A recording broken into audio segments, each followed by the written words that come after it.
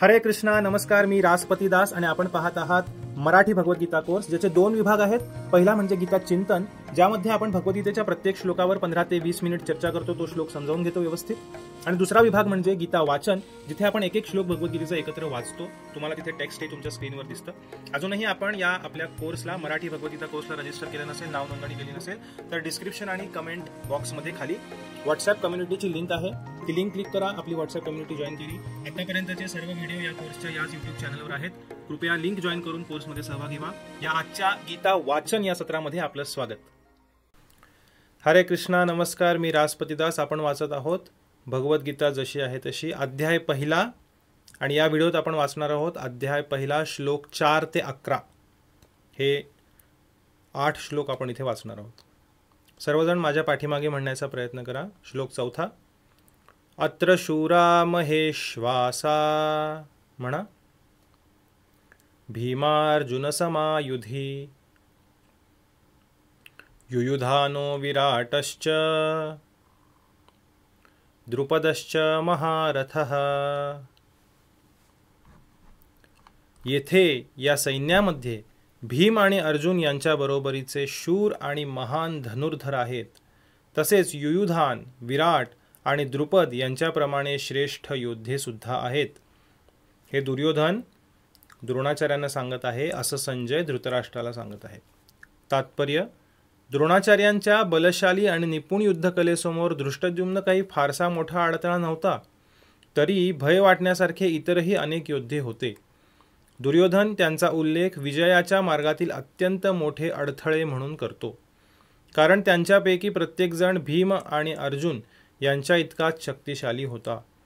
त्याला भीम आणि अर्जुन यांच्या शक्तीची पुरेपूर जाणीव होती, म्हणून इतरांची तुलना त्याने त्यांच्याशी केली. श्लोक 5. सर्वजण म्हणा. धृष्टकेतुश्चेकितानः, काशीराजश्च वीर्यवान्, पुरुजित कुन्तिभोजश्च, शैब्यश्च नरपुंगवः. तेथे श्रेष्ठ शूरवीर आणि बलशाली असे धृष्टकेतू, चेकितान, काशीराज, पुरुजित, कुंतीभोज आणि शैब्य यांच्यासारखे योद्धे आहेत. श्लोक 6. सर्वजण म्हणा. युधामन्युश्च विक्रांत, उत्तमौजाश्च वीर्यवान, सौभद्रो द्रौपदेयाश्च, सर्व एव महारथाः. तेथे पराक्रमी युधामन्यू, अत्यंत शक्तिशाली उत्तमौजा, सुभद्रापुत्र आणि द्रौपदीचे पुत्र आहेत.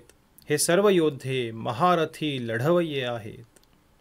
श्लोक 7. सर्वजण म्हणा. अस्माकंतु विशिष्टाये,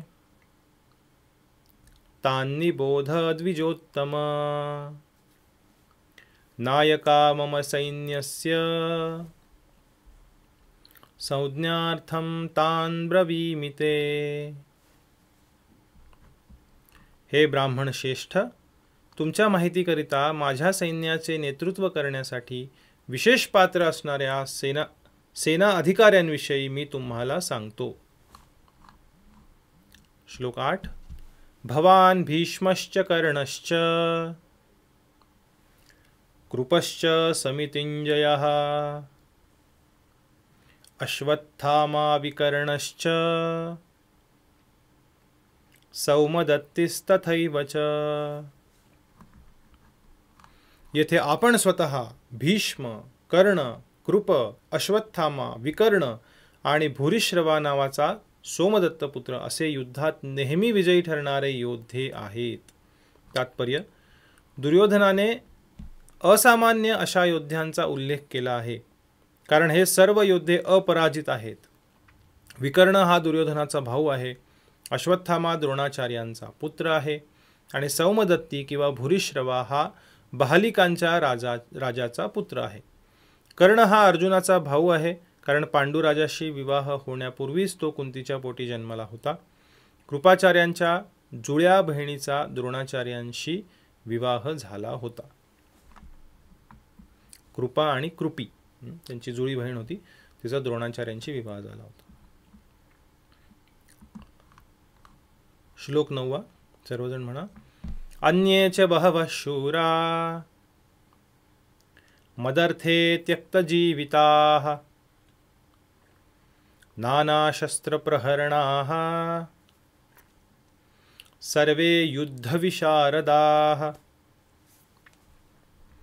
माझ्यासाठी स्वतःच्या जीवनाचा त्याग करण्यास सदैव तत्पर असलेले अनेक शूरवीर येथे आहेत.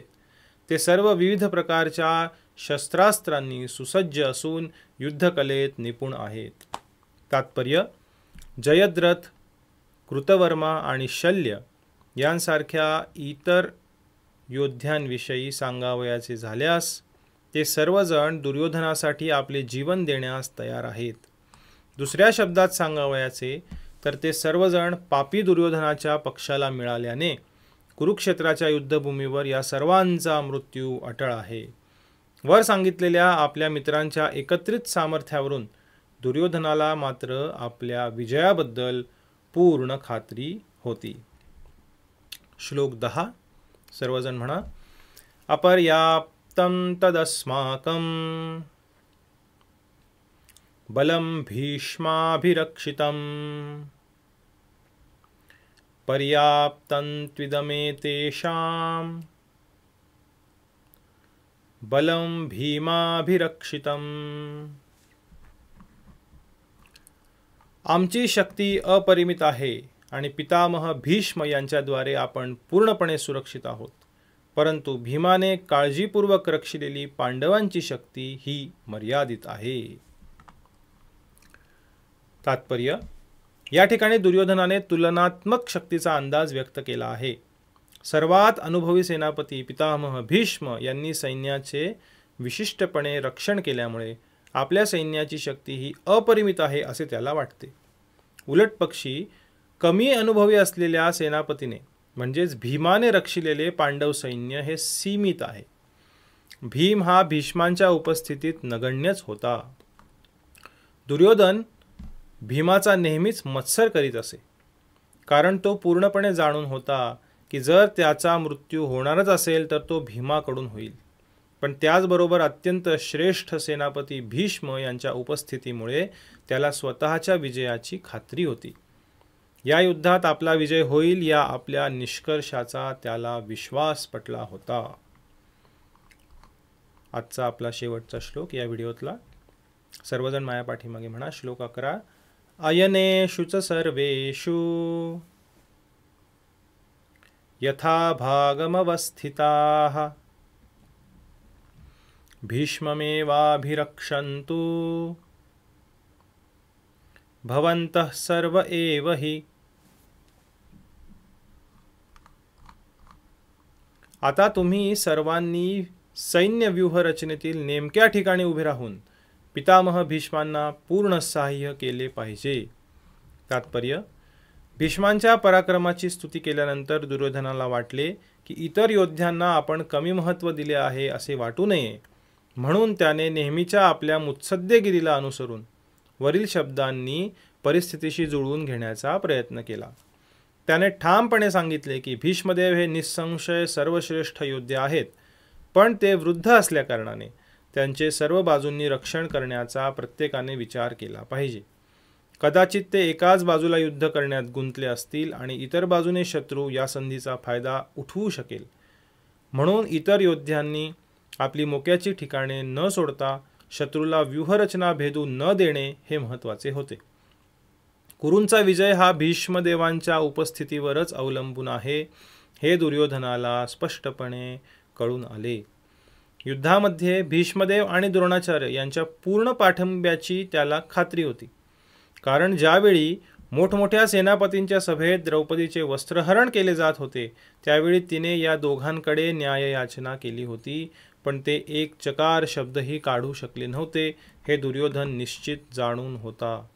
या दोघांच्या मनात पांडवांबद्दल जिव्हाळा असला तरी द्यूतक्रीडेप्रमाणेच आताही ते या जिव्हाळ्याचा त्याग करतील अशी त्याला आशा होती. हरे कृष्ण.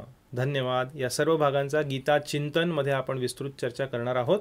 या सर्व आत्तापर्यंतच्या श्लोकांचे. तर गीता चिंतनचे जे भाग आहेत आपले या कोर्सचे, मराठी भगवद्गीता कोर्सचे, ते नक्की पहा.